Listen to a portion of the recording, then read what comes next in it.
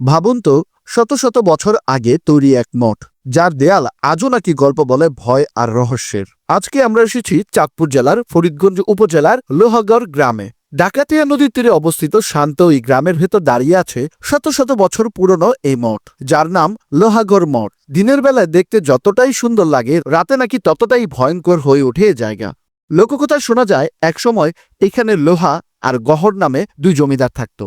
তাদের ছিল অনেক টাকা পয়সা, জমি জমা আর ক্ষমতা, কিন্তু তাদের অত্যাচারে মানুষের কান্নায় নাকি কেঁপে উঠত এই জায়গা। লোকে মুখে শোনা যায়, রাতের দিকে এখানে নাকি মাঠের ভেতর থেকে ভেসে আসে অদ্ভুত এক শব্দ। কখনো ঘণ্টাধ্বনি, কখনো বা কেউ কাঁদছে, এরকম কিছু আওয়াজ শোনা যায়। আর কেউ কেউ বলে জানালার ফাঁক দিয়ে নাকি কেউ উকি দিয়ে তাকায়। সত্যি নাকি মিথ্যা কে জানে, তবে এই মঠ শুধু ভয়ঙ্কর না, এটি ইতিহাসের এক নীরব সাক্ষী বটে। চাইলে একদিন ঘুরে আসতে পারেন এই লোহগড় মঠ থেকে। তবে হ্যাঁ, মনে রাখবেন, সন্ধ্যার পর এখানে কেউ নাম ধরে ডাকলে আপনি পিছনে ফিরে তাকাবেন না।